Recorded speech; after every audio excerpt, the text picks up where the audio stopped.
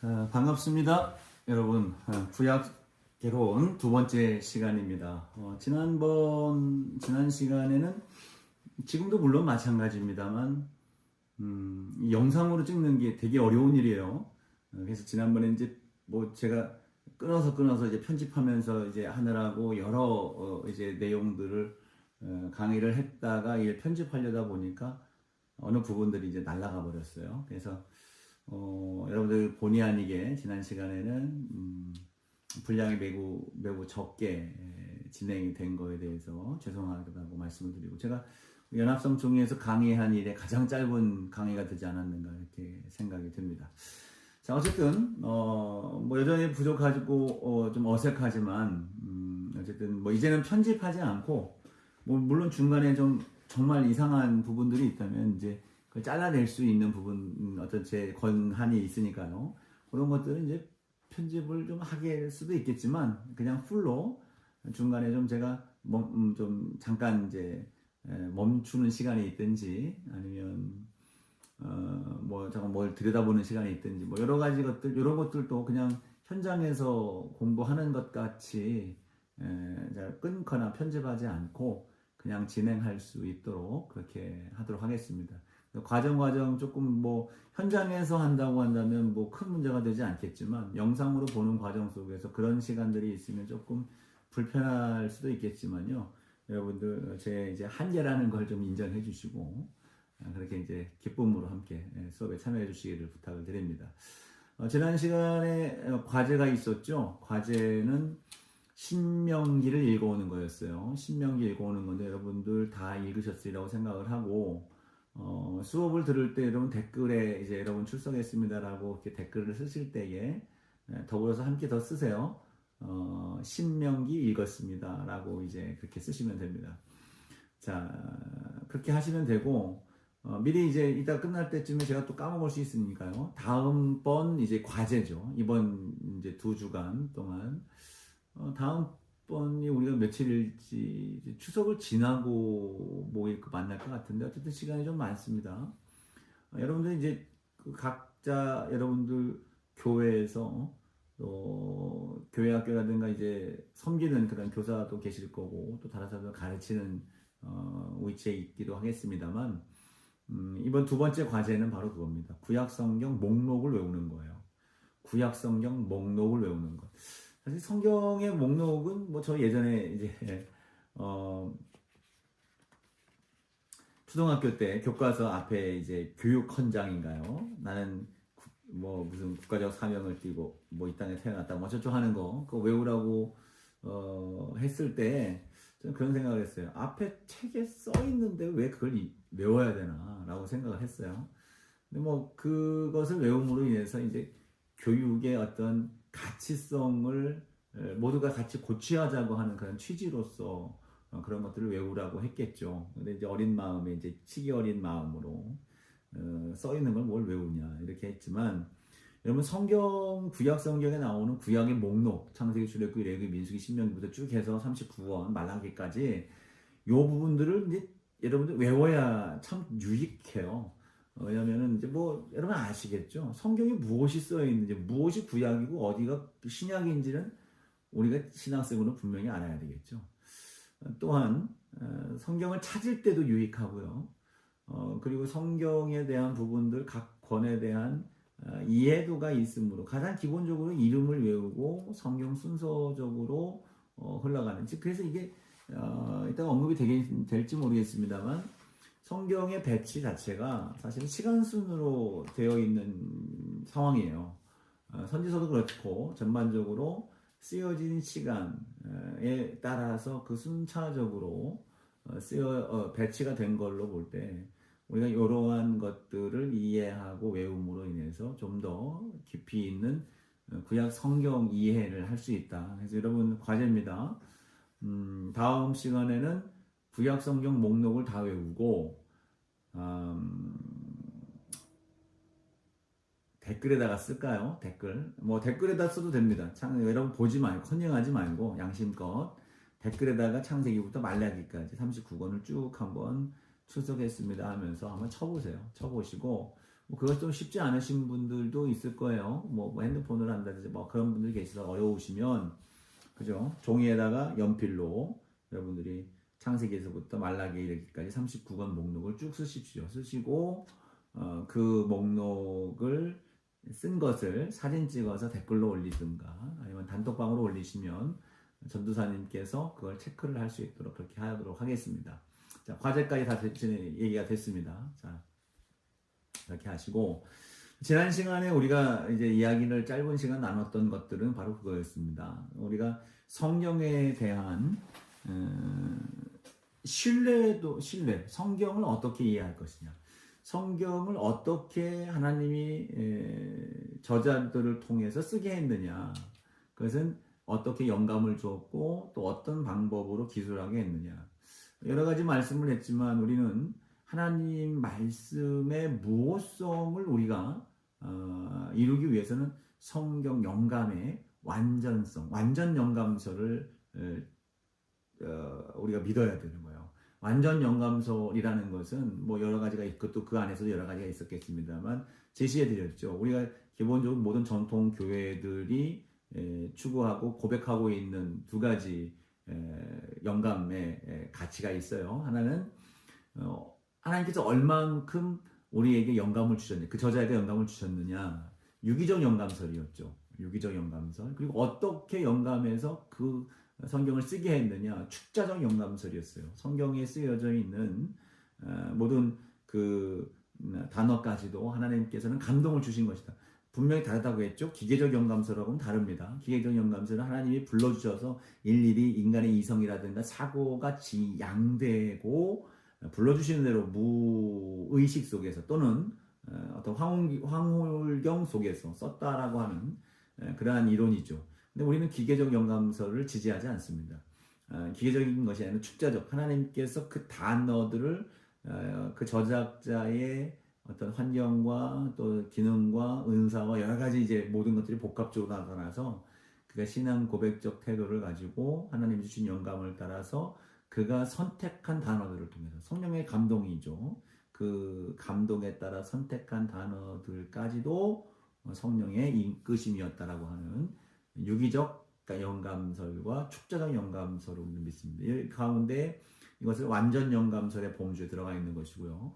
이러한 영감설에 대한 부분들을 우리가 이해하고 고백을 할 수 있을 때에 하나님의 말씀이 무오하게 우리 가운데 고백이 될 수 있는 겁니다. 하나님의 말씀이 무오하다는 건 정말 중요하죠.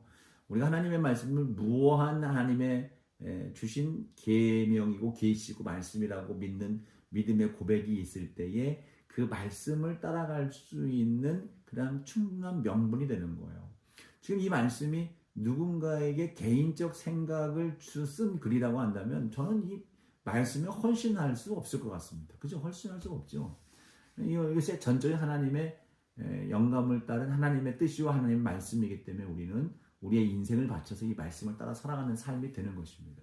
그만큼 중요한 것이니까 여러분들이 성경에 대한 여러분들의 정체성, 성경을 여러분들이 어떻게 고백하는지에 대한 명확한 전제를 여러분이 가지고 성경을 연구하고 묵상하고 또 설교를 준비하고 교육을 준비할 수 있는 말씀 앞에 서 있을 수 있는 그러한 자세가 되어져야 됩니다. 자, 오늘 우리가 나눌 것은 이 성경이 어떻게 우리에게 주어졌느냐. 지난 신학 시간에는 시간이 좀 많기 때문에 그 성경이 우리에게 주어지는 모든 여정들을 우리가 조금 좀 세부적으로 이야기를 했었습니다. 근데 그와 준한 유사성을 갖고 있는 그런 과정들이기 때문에 오늘은 우리가 이번 시간에는 우리가 그런 부분들을 다 나누지는 않겠습니다. 다만 이 성경을 우리가 39권, 구약 성경은 39권, 신약 성경은 27권에서 이제 전체 66권인데 특히 구약 성경 우리가 39권이 이게 그냥 지금 이 39권이 처음부터 뚝 39권이 묶여서 우리에게 주어졌느냐? 그게 아니죠. 이 여러 신앙 공동체 안에서는, 유대 공동체 안에서는 많은 이제 저작물들이 있었습니다. 이제 전승으로 내려오는 것도 있었고요. 전승을 이제 저작물로 기록하고 했던 그런 내용들도 있었을 겁니다. 그런 것들 가운데에서, 많은 것들 가운데에서 정말 우리 공동체나 개인이 삶의 하나님의 뜻을 따라 살아가는 삶에 있어서 정말 필요한 것들, 우리의 삶에 정말 하나님의 그 은혜 안에서 하나님의 말씀으로서 살아갈 수 있을 만한, 그렇게 고백할 수 있을 만한 권위와 어떤 영감이 있는 책을 채택하는 과정이 있었던 거예요. 그 채택하는 과정을 통해서 하나님의 말씀을 묶은 것이 이제 지금 최종적으로 우리에게 주어진 것이 39권이고요. 이 39권을 우리는 정경이라고 표현을 해요. 정경. 오늘 이제 우리가 함께 하는 것은 여러분 우리 교재 210쪽부터 우리가 공부를 할 거예요. 교재 210쪽부터 있는 내용들 부분적으로 얘기를 하면서 다른 과자료도 함께 첨가하면서 얘기를 할 건데 그게 정경인 거예요. 이 정경이라고 하는 영어 단어는 캐논이고요. 헬라어로는 카논이라고 하는 말. 이것은 이제 어디서부터 유래가 됐냐면 이제 갈대라고 하는 그 히브리어 카네라고 하는 말로부터 유래가 됐어요. 그러니까 이 카네, 갈대로부터 이 캐논이 왜 정경하고 연결이 되느냐? 그건 결국 카논이라고 하는 그 단어는 갈대라고 하는 건데요. 갈대가 그 당시 무슨 역할을 했냐면 뭐 여러 가지로 쓰였죠. 근데 여기서 말하는 카논이라고 하는 갈대는 우리가 쓰고 있는 자 있죠, 자예요. 측정할 수 있는 길이 측정하는 자를 이제 갈대 카논이라고 했습니다. 그러니까 이 자처럼 뭔가의 기준이 되는 겁니다. 척도가 되는 겁니다. 하나의 어떤 법칙이 되는 거예요. 그래서 이러한 기준이 되고 척도가 되는 것, 어떤 우리가 삶을 살아감에 있어서 정말로 필요한 기준이 되고 삶의 척도가 될 수 있는 것, 그렇게 해서 그것을 선별하여서 어떤 채택한 말씀들, 이것을 정경, 캐논이라고 얘기를 합니다. 그래서 우리 캐논이라고 했을 때 사실은 이제 말씀의 잣대죠, 기준이죠. 이 기준을 여러분 우리는 많은 부분 다른 사람에게 갖다 들이대잖아요. 말씀을 갖다 대면서 이 말씀대로 사냐 안 사냐. 이제 초대 예수님도 바리새인들을 책망하실 때 하셨던 말씀이 그 말씀을 가지고 자꾸 정죄를 한단 말이죠. 이게 정죄가 문제예요. 자기는 이 말씀은 자기에게 갖다 대야 되는 거예요. 자기에게 갖다 대서 하나님의 말씀대로 내가 살고 있느냐를 스스로 측량하고 기준 삼고 나아가서 자기를 하나님 앞에 더 겸손하게 세워가야 되는데 그러지 않고 자꾸 다른 사람에게 잣대에 갖다 대면 아주 안 좋은 신앙적 양태, 바리새인과 같은 모습이 되는 것입니다. 자, 이 유대의 전승을 따라서 우리가 이제 그들이 채택했던 말씀을 따라서 우리도 그 성경을 채택한 것들을 수용을 했는데 그렇게 해서 39권입니다. 그렇게 된 성경이 39권이고요. 그 다음에 근데 유대인들은 이걸 이제 39권이 아닌 24권으로 구별합니다. 24권. 이걸 보면 자, 우리 잠깐만요.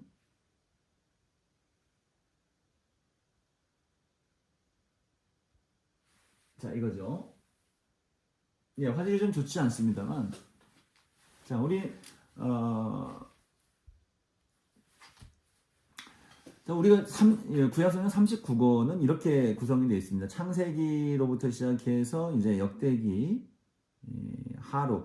자, 요거는 여러분 참고해야 될 것들이 유대교의 전승에 따라서 유대인 전승에 따라서 채택된 구약 성경의 준한 구별로 우리가 이걸 먼저 볼 거예요.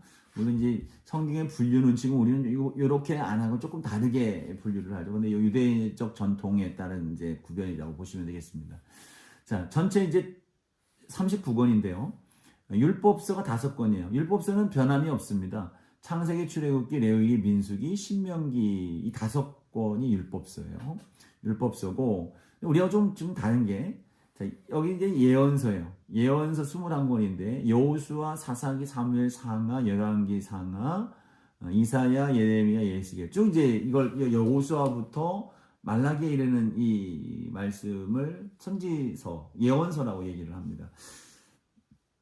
사실 여호수아나 이런 이제 사사들이라든가 이런 분들이 하나님의 말씀을, 예언이라고 하는 말 자체가 미래적인 것들을 뭐 맞추는 거, 뭐 이런 개념으로 이해하면 안 돼요. 이런 개념이라기보다도 이게 아니라 하나님의 말씀, 맡을 예자에다가 말씀 원자예요. 그러니까 말씀을 맡은 사람들이죠.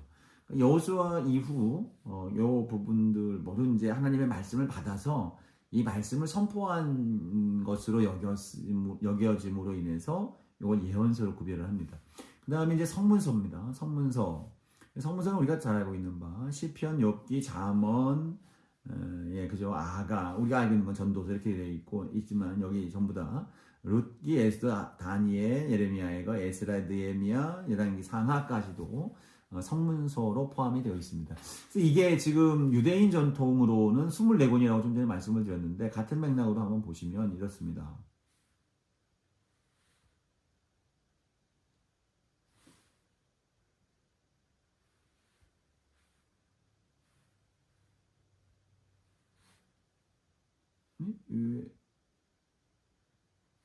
요거죠, 요거. 이렇습니다. 뭐 앞에 거부터 볼게요. 요거 봅시다. 자, 유대교 정경에서 뭐 내용은 다 같이 담겨져 있습니다. 자, 다른 게 뭐냐면 여기 뭐 이건 오타입니다. 창세기부터 신명기까지 이제 모세오경 율법서로 보는 건 동일합니다. 동일하고 여호수아, 사사기, 사무엘상하, 열왕기 상하. 그래서 여기서 지금 사무엘 상하를 한 권으로 또 열왕기 상하를 한 권으로 해서 이것은 이제 전기 예언서라고요. 전기 예언서. 아까 이제 우리가 볼 때 여기서 봤을 때는 그냥 뭐 예언서에서 우리가 딱히 구별은 안 했습니다만 유대교 정경에서는 이 여호수아에서부터 열왕기 상하까지를 이제 전기 예언서라고 하고요. 옆에 나오는 이사야부터 이제 말라기까지 예언서 하는데 이사야, 예레미야, 에스겔 세 개는 우리가 잘 알고 있는데 이거 대예언서, 대선지서로 보는 거죠. 그죠?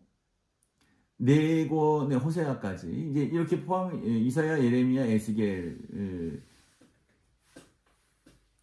요 부분과 또 호세아부터 해서 요엘, 아모스, 오바댜, 요나, 미가, 나움, 하박국, 스바냐, 학개, 스가랴, 말라기. 그러니까 총 몇 개입니까? 하나, 둘, 셋, 넷, 다섯, 여섯, 일곱, 여덟, 아홉, 열, 열하나, 열둘. 12권을 하나로 묶는 거예요. 한 권으로. 그래서 이제 이 네 권이 되는 겁니다. 후기 예언서라고 합니다. 후기 예언서 네 권. 자, 그래서 점기 예언서와 후기 예언서 해서 이제 네 권이 되는 거고요. 그 다음에 성문서, 시편, 욥기, 잠언, 룻기, 아가, 전도, 예레미야, 애가, 에스더, 다니엘, 에스라, 느헤미야 이게 하나가 묶여 있습니다. 역대기, 상하 이것도 묶여 있습니다. 여기서 이제 이 성문서 중에서도 유명한 것은 다섯 두루마리라고 해서 절기 때마다 이제 함께 낭독을 하면서 읊는 그런 책이 있습니다. 이게 아가서는 6월절, 그죠? 아가서는 6월절에, 77절에는 룻기, 초박절에는 전도서, 그리고 불임절은 이제 독립기념 같은 그런 일이죠. 에스더, 독립기념이 아니라 뭡니까? 죽음의 위기에서 이제 건져임 받은 그런 은혜를 이제 감사하는 그러한 절기인데, 어쨌든 이 에스더는 이제 불임절에, 그리고 또 에스라, 느헤미야, 죄송해요. 예레미야, 애가는 성전이 멸망당한 이제 아비월 9일에 각각 사용됐다고 이제 그렇게 기록하고 있습니다.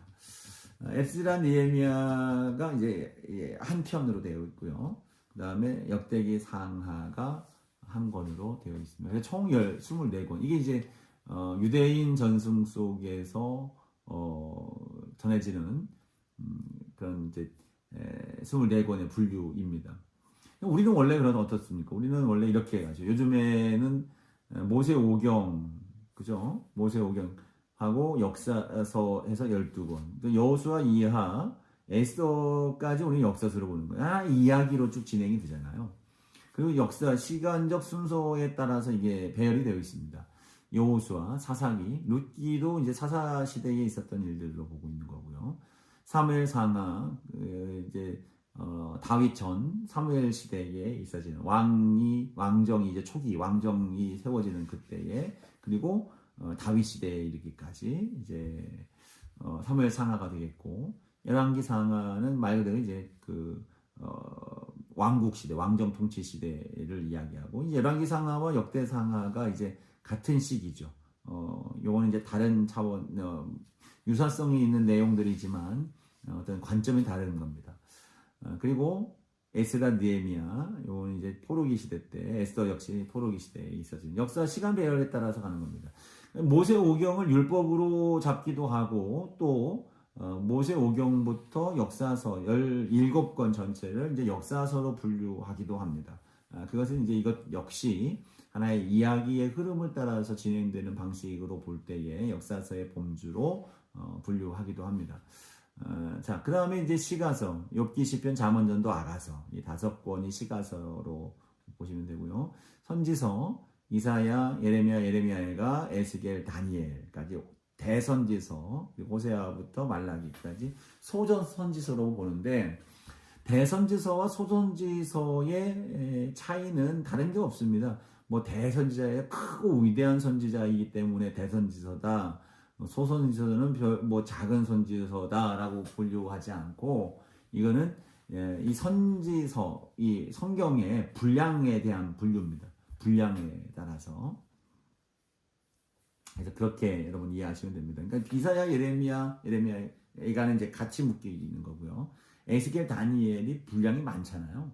그 많은 것을 대선지서, 분량이 적으니까 소전선지서, 이렇게 나누게 되는 겁니다.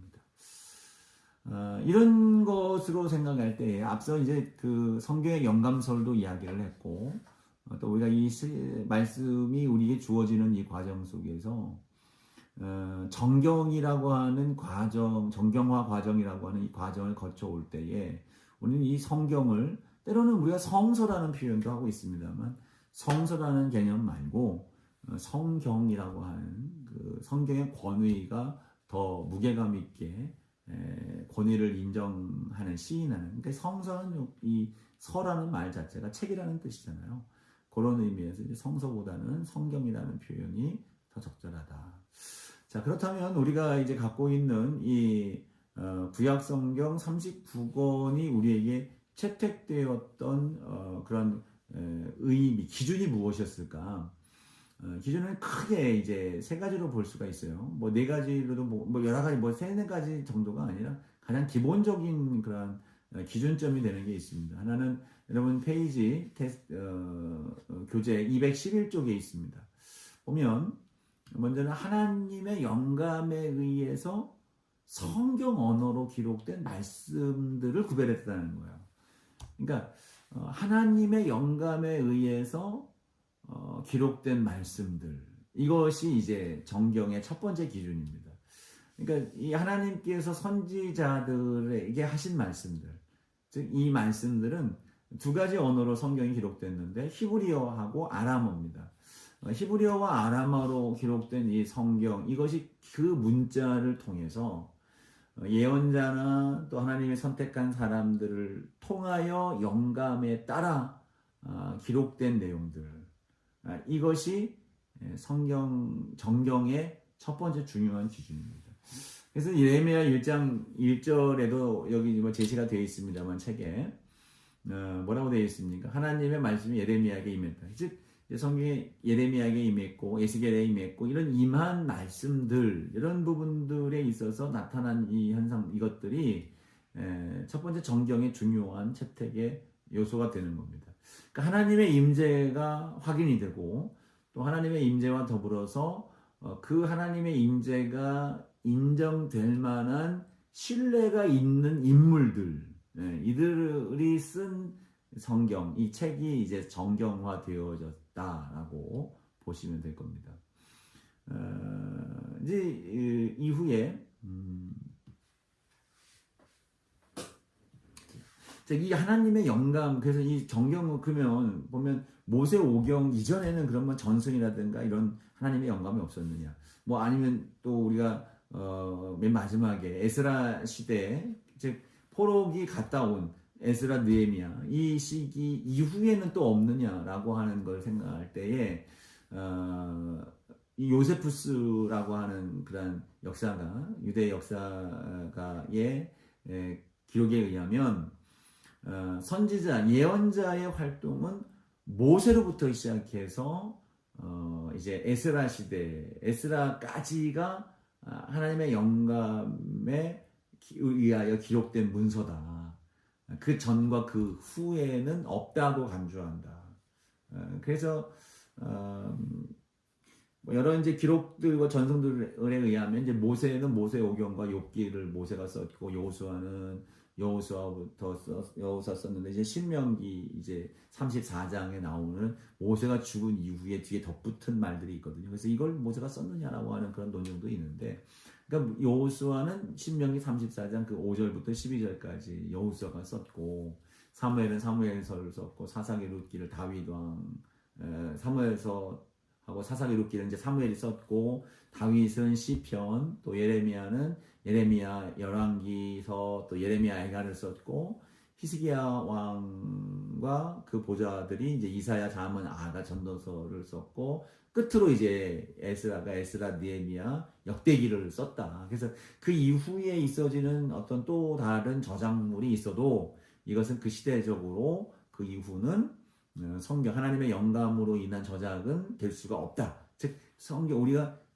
정경이 되지 않는다는 것은 그것이 가치가 없다는 것이 아니고, 앞서 말했던 것처럼 우리가 공동체와 개인의 신앙적으로 하나님의 은혜를 따라 살아가서 무오한 하나님의 말씀으로 인정하여 그 말씀을 기준으로 삼고 살아갈 그러한 말씀으로서는 인정할 수 없다라고 이렇게 전승 가운데에서 이렇게 이어져 내려왔습니다.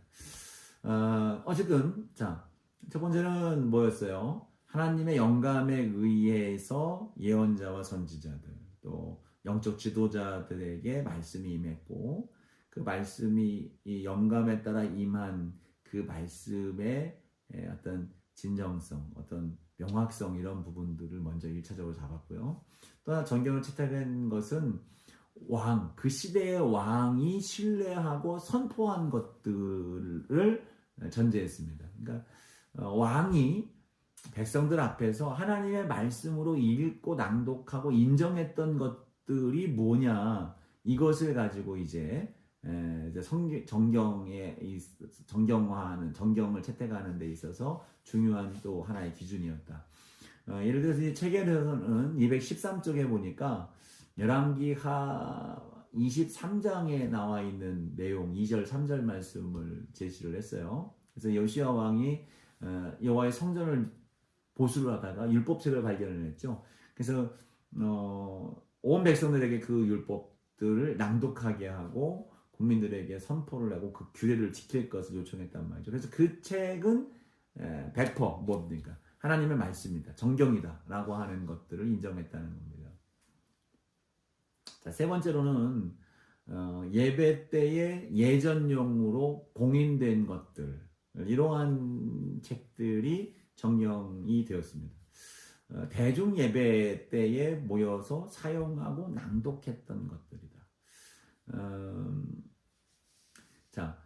신약 성경을 보면 여기 기록되어 있는 내용들을 볼 때 구약 성경 39권 중에 33권이 인용이 됐어요.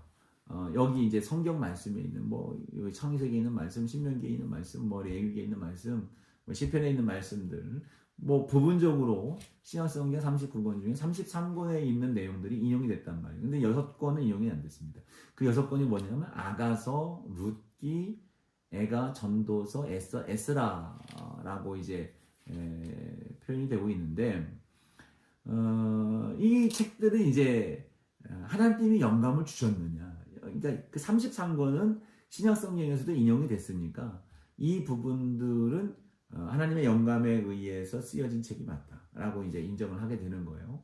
근데 지금 언급했던 아가서, 룻기, 애가, 전도서, 에스더, 에스라 이런 책들은 신약성경에 인용이 안 됐어요. 근데 물론 그 인용이 안 된 것만이 아니라요. 구약성경이 이제 구약성경이 책이 된 그 최종이 90년 얌리아 회의에서 이제 결정이 됐는데 그 공회에서도 문제가 되고 계속 그 이후에도 계속해서 논란이 됐던 책들이에요. 여러 가지 이유들이 있겠습니다만 예를 들어서 이제 아가서 같은 경우는 여러분도 아가서 읽어봐서 알겠습니다만 이제 시편은 뭡니까? 하나님의 은혜를 경험하고 하나님을 찬송하기도 하고 하나님의 은혜 앞에서 억울함을 호소하기도 하면서 하나님 앞에 계속해서 교제하는 내용들로 되어 있잖아요. 근데 아가서를 여러분들이 읽으면 어떻습니까? 저는 사실 아가서를 읽을 때마다 조금 민망한 느낌이 저도 들어요. 근데 저뿐이겠습니까? 그 당시 사람들도 마찬가지인 거예요. 이 아가서 절기 때에 낭독이 되는 책이기는 하지만 이 아가서의 내용을 보면 너무나도 세속적인 거예요. 세속적이고 하나님에 대한 언급도 없는 거예요. 뭐 하나님에 대한 뭐 그 특별한 것이 아니라 술람미 여인과 이제 사랑 행각에 대한 부분들을 이제 노래하고 있는데 이것이 과연 성경으로서 채택이 돼서 삶의 표준이 될 수 있겠느냐는 것이죠. 룻기 참 은혜가 되고 에스더서 언급이 유익하지만 이 룻기와 에스더서에는 하나님에 대한 언급이 없는 거예요. 종교성이 있는 하나님적인 하나님이 영감을 주신 책인 게 맞느냐? 근데 사실은 우리가 룻기라든가 에스더서를 보면 그 룻기와 에스더를 통해서 행하신 하나님의 섭리의 방식이라든가 역사의 과정들이 막 오죠. 근데 거기에 보면 하나님이라고 하는 표현이라든가 어떤 뭐 그런 내용들이 없단 말이에요. 그러니까 그것에 대해서 특히 이제 에스더는 더더군다나 그렇죠. 이런 것들로 인해서 계속 문제가 돼요. 전도서는 어떻습니까? 뭐 잠언 같은 경우는 긍정적인 차원으로 계속 지혜가 제공된다고 한다면 전도서는 헛되니 모든 것이 헛되다. 계속 헛된 것들이야. 아무것도 아니다. 헛되다. 이런 이야기 속에서 우리에게 좋은 길을 제시해 줄 수 있겠느냐. 물론 전도서가 여러분 우리가 얼마나 또 귀한 겁니까? 우리의 인생 속에서 우리는 아니라고 자꾸 거부하지만 솔로몬은 자기의 걸어갔던 모든 여정을 통틀어서 다 경험한 바로서 이건 헛된 것이다라고 하는 최종적 결론을 내린 거 아닙니까? 헛된 걸로 끝내는 게 아니라 그가 내린 최종 결론은 무엇입니까? 하나님 외에는 모든 것이 헛되다는 거예요.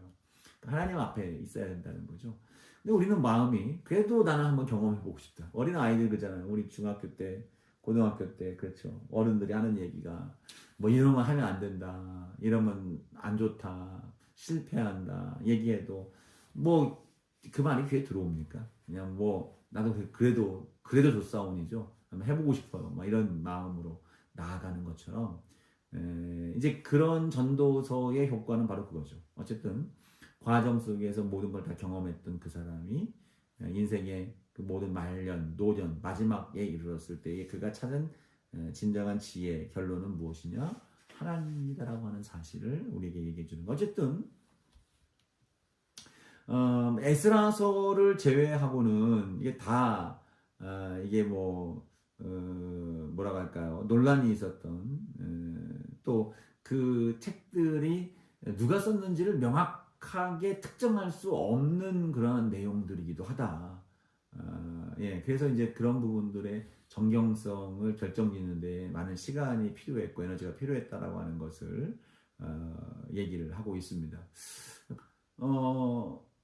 자, 요 가장 중요한 그러한 기준들을 통해서 사실 뭐 구약 성경의 정경화는 이제 유대 전통의 전승에 의해서 채택이 된 것이 이제 주되다고 볼 수가 있고, 그리고 이제 그 전통 속에서 오랜 시간 동안 이 성경들이 그 공동체, 신앙 공동체 안에서 읽혀지고 또 표준이 되는 그러한 과정들이 있었기 때문에 물론 마지막에 말씀드렸던 그 내용들, 그 성경들 이외에는 뭐 크게 무리 없이 성경으로 받아들여질 수 있었다. 근데 그 외에 또 있었던 것이 뭐냐면 이 정경은 이렇게 우리의 삶의 표준이 될 수 있도록 공동체, 신앙 공동체에 의해서 이렇게 세워졌다고 한다면, 정경으로 채택되지 못한 성경 것들이 있어요. 정경으로 채택되지 못한, 그러니까 그러한 세 가지 매우 중요한 기준에 부합되지 않아서 정경이라고 하는 범주 안에 들어가지 못했던, 우리 신약 성경 39권에 들어가지 못한 책이 외경이라고 있어요. 외경. 그리고 지금 우리가 갖고 있는 이제 신앙 공동체 안에 있었던 책 가운데 나쁜 영향을 끼칠 수 있는, 나쁘다고 하는 표현 자체가 영적으로 부적절한 영향을 줄 수 있는 내용들로 되어 있는 것. 그래서 금지시킨 문서들이 있는데 그 문서들을 위경 혹은 이제 가경이라고도 얘기를 합니다. 그래서 정경으로 우리 신앙 기독교 전통 속에서는 39권, 유대전승 안에서는 24권. 내용들은 크게 다른 게 아니지만 분류에 있어서 그리고 묶음에 있어서 다르게 채택하고 있다는 것을 기억하시면 될 것 같습니다. 좀 전에 이제 외경이라고 하는 것은 사실 이제 우리 카톨릭 성경에는 외경이 포함되어 있죠. 외경을 보면 에스드라 1서, 에스드라 2서, 토빗 유딧, 에스더 부록, 솔로몬의 지혜, 뭐 이렇게 또 집회서, 바룩, 예레미야 서신, 뭐 이런 마카비서, 이런 것들이 이제 외경으로 이제 포함되어 있습니다. 외경으로 분류가 되어 있어요.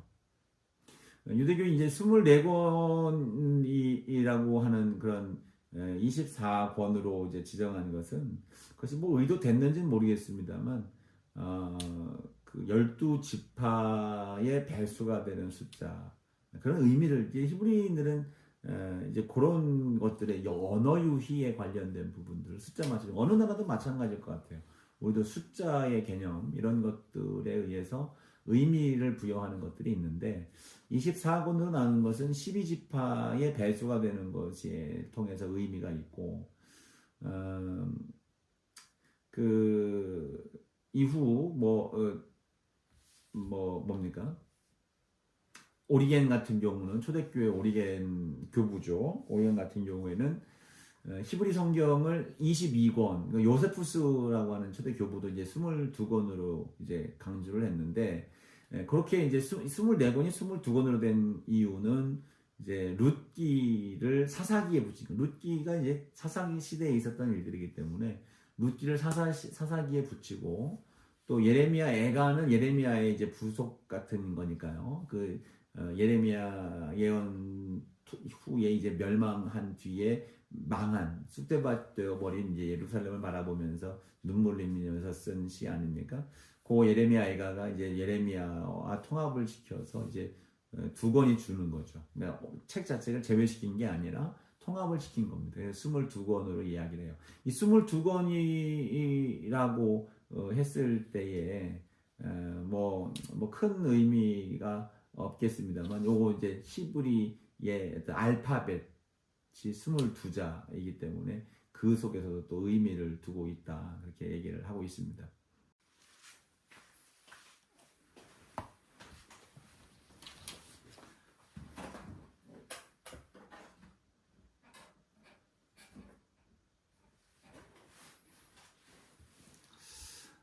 지금 이제 우리가 함께 또 볼 부분들은 교재 239쪽입니다.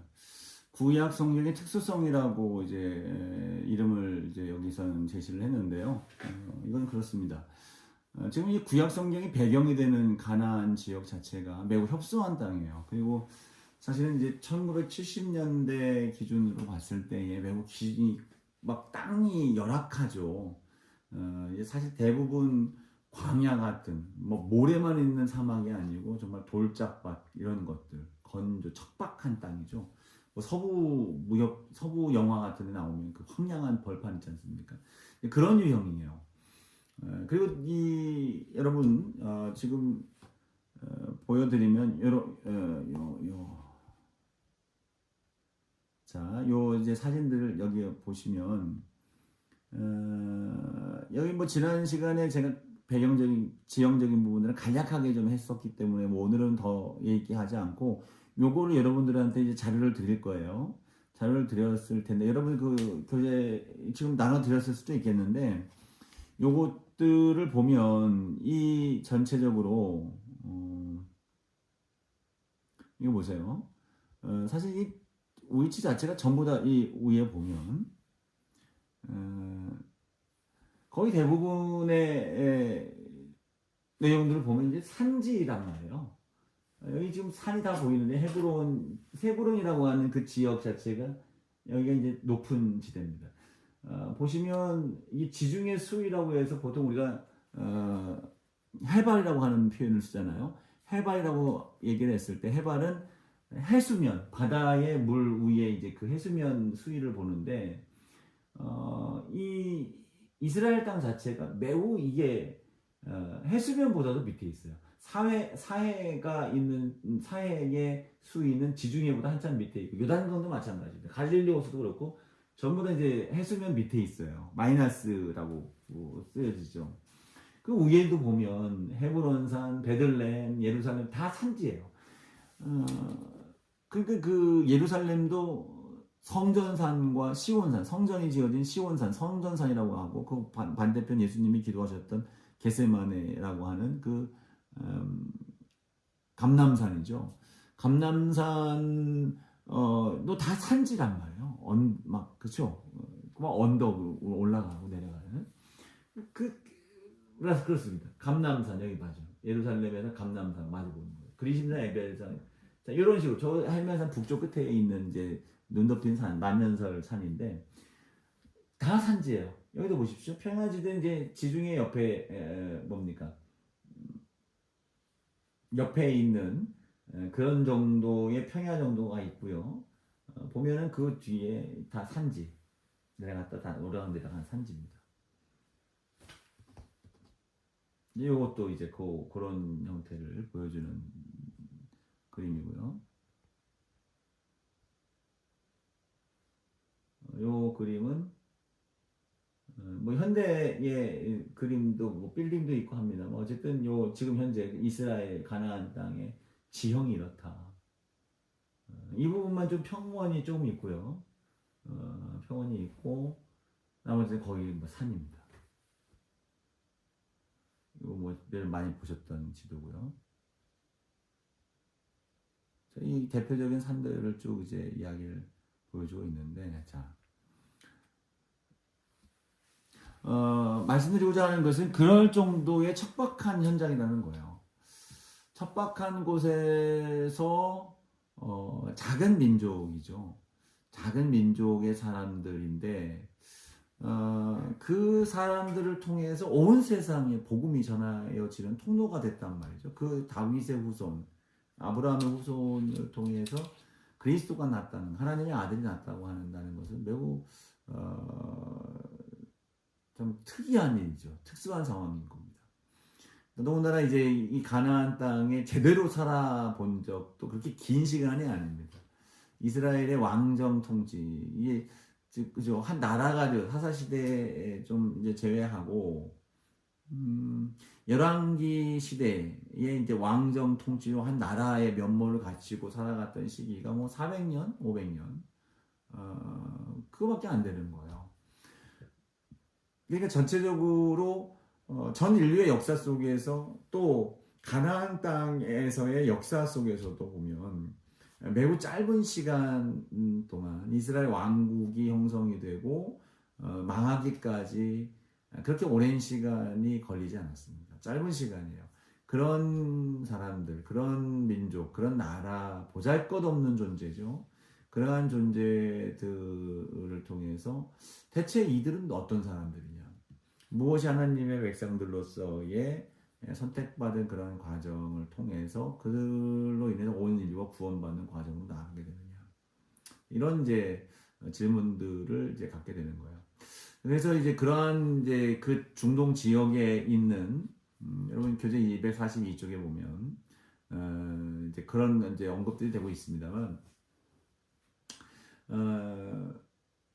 그 사람들의 정체성 자체가 아주 특수한 상황이고 요것을 이제 파악하기 위해서 전후 이들이 쓴 이제 구약 성경의 내용들에 대한 이제 면밀한 검토와 연구들이 있어지죠. 그런 가운데 이제 가나안 땅에서 19세기로부터 이제 고고학적 발견들이 막 생겨나기 시작합니다. 여러 가지 이제 자료들이 쏟아져 나오기 시작하면서 그 가나안, 그 중동 가나안 지역, 고대 중동 지역에 있어졌던 신인식들, 그 자연에 대한 인식과 사람에 대한 인식과 이해에 대한 정보들이 이제 파악이 돼요. 그런 과정 속에서 우리도 이제 그 예전에 학교 다니면서 무분별하게 이제 그 교수님들이 좀 이렇게 얘기를 하셨던 부분이기도 합니다만, 이 구약 성경이 그 문화 속에서 고대 중동 문화 속에서 있어졌던 그 하나의 문화에 지나지 않는다라고 하는 그런 아주 충격적인 이야기들을 해주기도 했었습니다. 근데 사실 실제로 중동에서 발견된 고고학적 내용들을 보면 성경에서 이야기하고 있는 것들과 유사성들이 있는 부분들이 분명히 있습니다. 저는 그 부분들과 비교해서 생각할 때에 하나님 신인식에 대한 유사성, 물론 지금 이 책에서 제시하고 있는 그 유사성은 형태적 유사성을 얘기를 해요. 그러나 분명한 것은 우리가 믿는 하나님과 그 당시의 신들, 그리고 또 하나님 성경에서 우리의 인간에 대한 이해와 또 자연에 대한 이해들, 이런 것들과 그 당시 발견된 고고학적 문헌들과 그 자료들을 통해서 비교해 보면 형태적인 유사성은 분명히 있을 수 있겠지만 근본적으로 접근 방법이라든가 본질적인 내용들이 분명히 다릅니다. 그런 것들을 이제 똑같이 동일하게 취급을 한다는 것이 이제 일단 그것은 문제가 되겠고, 너무 이제 그런 것들에 있어서 이제 학자들 사이에서도 이제 분별력 있게 이제 봐야 된다고 하는 자성의 목소리들이 나오게 됩니다. 어쨌든 그런 것하고, 근데 지금 저는 그렇게 생각을 해요. 뭐 그보다 더 이전에 있었던 문화적 내용이든지 그 전에 있었던 어떤 유사성 있는 이야기라든지 전승이라든지 이런 것들이 그래 먼저 쓰여졌던 것이 있으니까 구약 성경은 그것을 이제 뭐 어떤 베낀 거야 뭐 이런 식으로 접근할 것이 아니라, 보세요, 여러 문화권과 문명이 있는 곳과 그런 다양한 차이가 있음에도 불구하고 사람들이 하나님 신을 인식하는 방식이 유사하다는 거죠. 그 방식을 통해서 삶의 문제를 해결해 나가고자 하는, 그리고 또 그 인류의 기원과 세상의 기원과 또 창세기에 나오는 원역사라고 하는 그런 부분들이에요. 그 부분들과 그런 내용들에 대한 것들이 겹치고 중복되는 이유는 무엇일까라는 것을 한번 생각을 해봐야 되는 겁니다. 누가 누구의 것들을 카피해서 베껴서 똑같이 해서 뭐 이런 문제가 아니라 온 인류 가운데에 있어졌던 창조의 그때, 그리고 인류의 죄, 그리고 그 죄로부터 벗어나고자 하는 신인식과 신을 찾고자 하는 사람들의 노력들, 이거는 하나님이 계시다라는 것의 증거가 아닐까요? 그죠? 하나님의 계시고 하나님이 천지를 창조하셨고 그 창조 세계 질서 안에서 인간은 죄를 지은 겁니다. 타락했고 하나님께로부터 징계를 받은 거예요. 그 죄성은 여전히 우리 모두에게 있는 이제 안타까운 현실이죠. 죽을 수밖에 없는, 심판 앞에 있을 수밖에 없는. 그렇다면 여러분, 그러한 고대 중동 문화에서의 나타났던 여러 문헌과 자료 속에서 있는 내용들, 그리고 성경, 구약 성경에 있는 것들의 중복이 우리에게는 그다지 문제가 되지 않습니다. 오히려 말씀드렸던 것처럼 하나님이 계시고 하나님이 창조하셨고 또 하나님 앞에서 지은 인간의 죄, 그리고 그 죄를 극복하고 하나님의 처음대로 돌아가고자 하는 그러한 마음들의 동기들, 이러한 것들이 모든 하나님을 직접 만나고 있는 이 이스라엘 백성들에게는 당연하게 있는 것이고, 그렇지 않은 다른 백성들, 여호와 하나님을 인식하지 못한, 창조자 하나님을 만나지 못한 다른 사람들에게도 전승적으로 그것이 내려온 것. 물론 그것이 우상 숭배고 악한 일들이지만 그러한 인식, 신인식과 그러한 근본적인 문제에 있어서의 동의를 하고 있다고 하는 점에 있어서는 매우 중요한 하나님의 실존에 대한 부분들을 확신할 수 있는 부분이 아니겠는가, 저는 그렇게 생각을 합니다. 어쨌든 자, 그런 상황 속에서 이제 학자들은 그 고대 중동 문화하고 구약 성경에 나오는 내용들하고 비교해 가면서 이제 그것을 이제 어떤 기원 내지는 뭐 어떤 신앙적 내용들을 이제 찾아가는 거예요. 근데 이제 이 과정 속에서 우리가 중요하게 이제 성경을 보면서 우리가 신앙을 해 나가면서 가져야 될 중요한 이해가 있는 그것은 하나님 이해입니다. 고대 중동의 종교들과 비교를 하면서 여러분 이제 교재 250쪽에 나와 있는 내용들을 참고로 하는 겁니다. 그런 속에서 하나님 이해를 해야 되는데 이 다른 이제 중동 지역에 있는 신과 하나님하고는 여호와 하나님하고의 인식, 하나님을 이해하는 방식이 달라요. 그러니까 고대 중동 지역에서 하나님을 인식하는 방법은 자연 속에서 신을 찾는 거예요. 자연의 일부 또는 이제 자연의 힘 이러한 것들을 신으로 인식하는 거예요. 그래서 그것이 왜 그럴까? 사람들이 이 자연의 힘과 자연들의 내용들을 극복하고자 하는 그런 마음들이 있지 않겠는가? 어쨌든 그런 과정 속에서 신을 인식하고 그 안에서 복을 추구하고 그런 자연의 힘이 되는 존재를 섬기게 되는 겁니다. 근데 구약은 다르죠. 우리 성경에서 하나님은 달라요. 사람이 먼저 자연을 통해서 하나님을 발견한 게 아닙니다. 그리고 그 하나님을 섬기는 게 아니에요. 구약 성경에 나오는 하나님은 어떤 하나님이에요? 하나님이 친히 인간의 역사 속에 개입하시는 거예요. 하나님이 들어오시는 거예요. 인류의 역사 속에 개입하셔서 역사 안에서 하나님이 실존하시는 거예요. 그 속에서 하나님을 만나. 사람이 찾는 게 아니라 그 속에서 하나님을 사람이 찾아오신 하나님을 사람이 만나게 되는 겁니다. 그죠? 부족장들이라고 얘기하는 아브라함, 이삭, 야곱 이런 사람들이 하나님의 명령에 따라 가는 거예요. 인류의 역사 속에 하나님이 친히 개입하셔서 그 인류에게 명령을 하시는 겁니다. 그래서 족장들은 그 가나안 땅으로 또 이집트를 향해서 또 하나님의 명령을 받은 모세는 이집트에 갇혀 있는 이스라엘 백성들을 이끌고 광야에서 끊임없는 하나님의 명령과 하나님의 계명과 율례를 따라서 하나님은 끊임없이 떠나가고자 하는 이스라엘 백성들, 인류들 앞에 찾아오셔서 말씀하시고 가르치시고 계시하시고 이끌어 가신다는 거예요. 또 하나 이제 신의에 있어서 중요한 것은 이제 중동의 신들, 고대의 신들은 주로 이제 지역신이고 도시신, 자기 이제 로컬에 있는 거예요. 그 지역을 벗어나지 못하는 거예요. 근데 그 지역에 있었던 신이 그 민족이 흥왕해서 제국을 이루면 국가를 이루면 국가신이 되는 것이고 큰 제국을 이루면 큰 제국의 신이 되는 겁니다. 그게 이제 바벨론에 있는 아수르, 그러니까 바벨론 지역에 있었던 이제 아수르도 이 아수르 신, 바벨론의 이제 마르툭 신 이런 신들이 맞죠. 지역 신이었다가 그 민족의 흥왕함으로 말미암아 국가신이 되는 거고 막 제국의 신이 되는 거예요. 사실 하나님도 마찬가지로 이제 이스라엘의 작은 부족으로부터 시작이 되죠. 이제 그 시선은 분명히 부족의 하나님으로 시작했다는 것은 하나님이 부족에서부터 작은 그 존재로부터 시작됐다는 의미는 분명히 아닙니다. 하나님이 이제 그 부족이 되는 이스라엘 민족의 유대 민족에게 임하셔서 그들에게 계시하셨던 인간의 볼 수 있는 이스라엘적 시선을 통해서 바라보는 하나님이에요. 어쨌든 그 속에서 처음 그렇게 시작이 된다는 부분에 있어서는 우리가 만나는 하나님의 모습으로서는 유사합니다. 근데 문제는 뭐냐면 다른 지역 신들은 이제 뭐예요?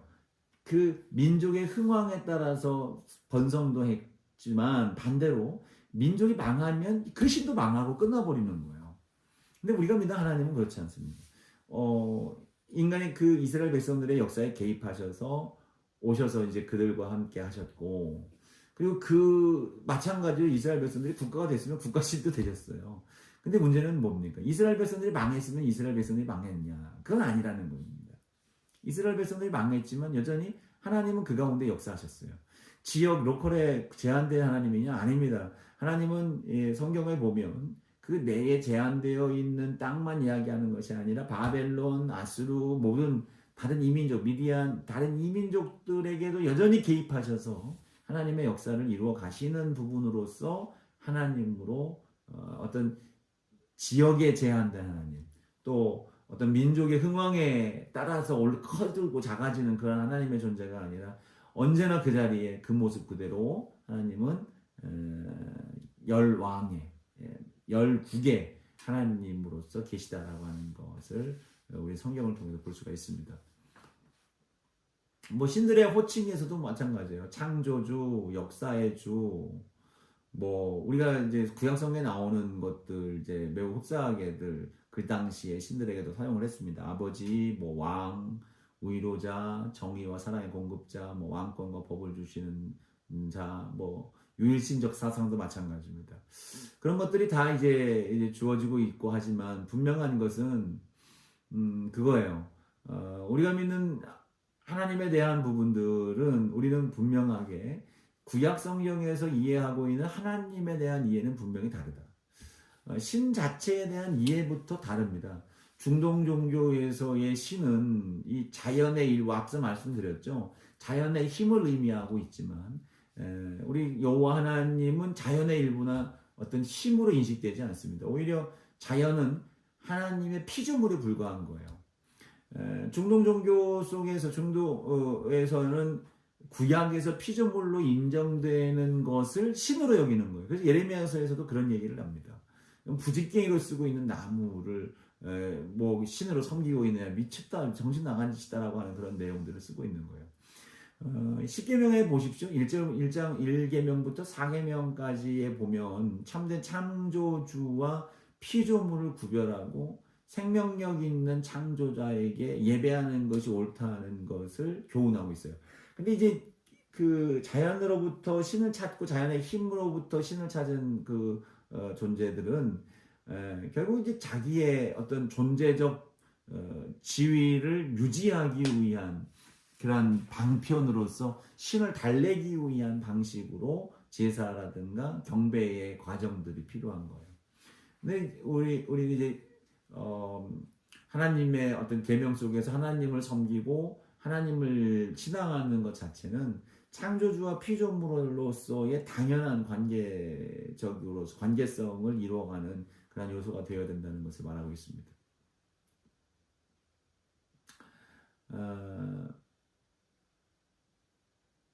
자, 뭐 그런 내용들 앞서 이제 언급했습니다만 앞서 이제 이 여호와 하나님도 이제 산에서 이제 있는 하나님이라고 이제 그렇게 사람들은 주변 민족들은 그렇게 얘기를 했어요.